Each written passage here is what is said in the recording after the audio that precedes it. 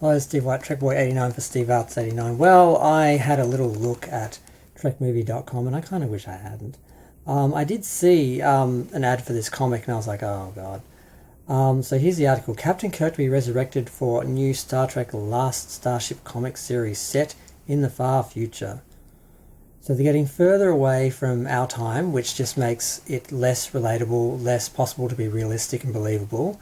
We know you basically just have to progress in real time. So if you do a series now, it's got to be set like 10 years after Nemesis, something like that. You can't vary too far. Once you go like 10 years, maybe 50, 100, something like that is the most you can do. And then you've got to set all your shows in that, like they did with The Next Generation. They moved 80 years into the future, 100 years in the future from the original series, and then all the shows were from that era. And they did that for like 20 years. That's what you do. So this just is like, okay. So just as they are wrapping up their ongoing Star Trek and Defiant series, which failed because they weren't Star Trek, no one read them, IDW is announcing the new flagship series for the final frontier, Star Trek The Last Starship, which they are describing as a thrilling new mission the likes of which comics have never seen before. How about just producing Star Trek, which we've seen before and we actually like and want? The new book is set to bring Captain James T. Kirk back from the dead, because they can't write any characters that actually work, just in time for him to watch the Starfleet he loves so dearly burn to the ground. Oh, so we're destroying Starfleet again, because that's what we want. We want to live in a future where Gene Roddenberry's Starfleet and the future that he envisioned for us has been destroyed, and there's nothing to look forward to. That's not Star Trek. That's Andromeda. That's a million other cynical dystopian sci-fi series where the world's destroyed and we just have people trying to fix it, and that makes them heroic, and the story is trying to fix something, not actually just creating something and living in that positive situation. It's like, this is what they keep doing. So the new series is set to launch in September and is being written by the Eisner-nominated duo of Colin Kelly and Jackson Lansing, with art by Adrian Bonilla and colours by Heather Moore. The series features a primary cover by Francesco Francavilla, a variant by Skylar Partridge, and a full variant by Michael Cho. Here's the official synopsis. The epic comic book series takes place during the burn. Oh my god. Oh my god. That's why I shouldn't read things live, so I can react in private. Jesus. The burn was the stupidest thing Discovery did, aside from moving 900 years into the future, where it's just totally unrelatable, which is why they really didn't change anything. It just looks the same, but it's just like, oh, we're 900 years in the future, but we haven't evolved, technology hasn't changed, there's nothing but a couple of little gimmicky things, that's it. God. And that's where they want to set their time, that's where they want to set this book. So this is just Kurtzman saying, this is the universe we've created for Star Trek. We've got this little pocket universe 900 years in the future, so we don't have to deal with actual Star Trek, and we can create our own show. So set your comic here. Don't do Star Trek, don't do Next Generation, don't do Deep Space Nine, don't do Enterprise, don't do Voyager, don't do the movies. Just do something new and just nothing like Star Trek in this period that we're claiming to, that we have all the copyright, we own everything that we create in this universe, that we've in this time period, that we get to keep, that Paramount can't use without us. I hate this. A galaxy-wide disaster, which oh no, my phone just died. No, I don't think I even want to read the rest of it. I've seen enough now. My battery was on 1, but yeah, it's like, God. So their idea of moving forward with Star Trek is to cancel even the attempt at, they tried to create like a Star Trek in that time period with characters from Deep Space Nine and Voyager and that. They tried to do that.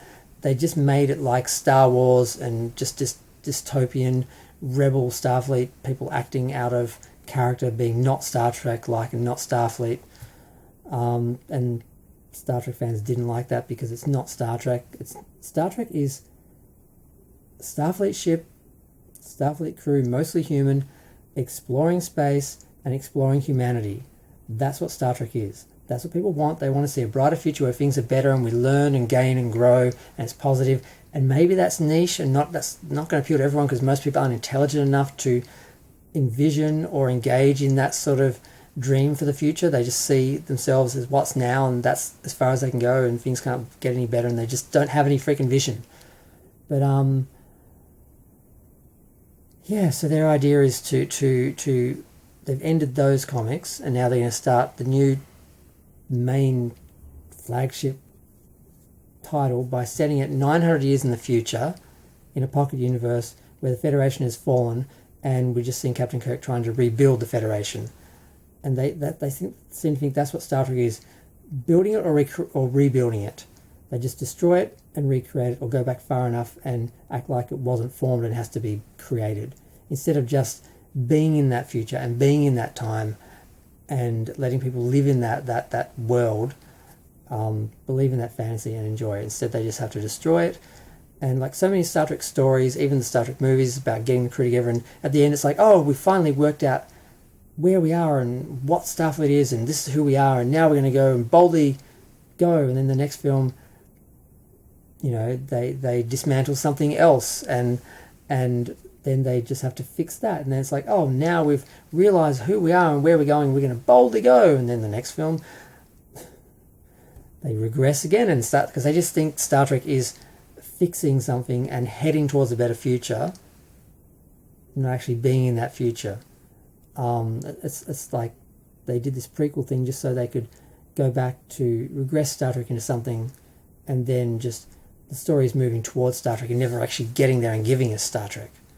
So it's just so frustrating to see they're doing the same thing with the comic. So Kurtzman is basically in charge and telling them what to do. It seems like they just are in bed with Kurtzman and just creating Kurtzman Trek comics, instead of giving us actual Star Trek, which they probably have to pay more for licensing, and or maybe just creating an original work in that universe where characters were established. They tried to do that, but they made it so un-Star Trek-like that it didn't work.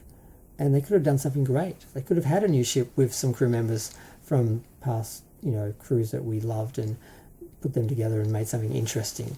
But no, they just did a Star Wars series with rebel people together, you know, doing things they shouldn't do, turn their back on Starfleet, and Starfleet's the enemy, and they're a rebellion. It's just like, that's Star Wars, not Star Trek, my God. So yeah, this has turned into a total rant, and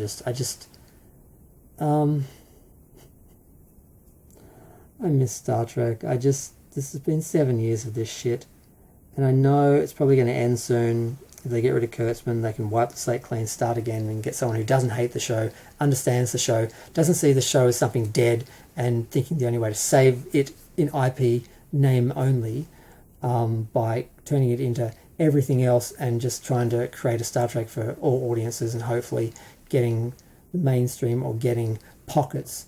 And his plan just was stupid and was never going to work. It's just a disaster, and I'm so tired of it. I'm so tired of it. I realised I hadn't gone to trekmovie.com because I didn't want to see articles like that, because it's just frustrating and stupid, and it just makes me want to just cry or rant or just, you know, throw starships at their heads or something. It's just the stupidity. Like Kurtzman hated Star Trek. He was brought in as the non-Star Trek fan to counter the Star Trek fan writing it, so it wouldn't be too Trekky, to make sure, you know, it could be, you know, something that the average, you know, audience member, you know, could get. And that made some sense on a commercial, you know, level. But then they got rid of the Star Trek fan and kept the non-Star Trek fan and put him in charge. And the way he perceived Star Trek was it was dead. No one wanted to watch it because he didn't like it, so he didn't believe in it. And he thought the only way to fix it was to make it into other things. You know, make it into Star Wars, make it into Battlestar Galactica, make it into Game of Thrones. And maybe those audiences will watch it. And it just became Star Trek in name only, and just trying to change it into everything else to try and get any other audience to watch it, because they just don't get that Star Trek has an audience, and if you make Star Trek, they will come. If you make Star Trek, fans will watch it. Picard Season 3 resembled Star Trek. Everyone went crazy.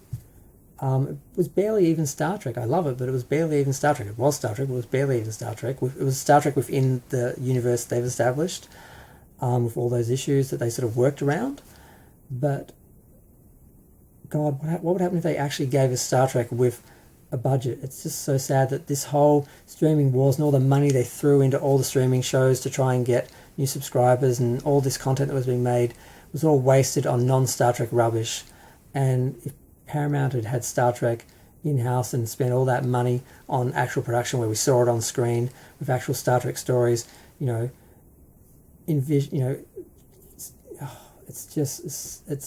it's a tragedy. It's such a tragedy, what happened and where we're at.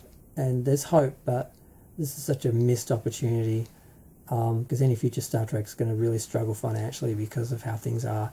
So we missed what could have been a golden era of Star Trek, and we just got garbage. But yeah, I'm going to go. Sorry for the long, confused rant, but I should never read articles live.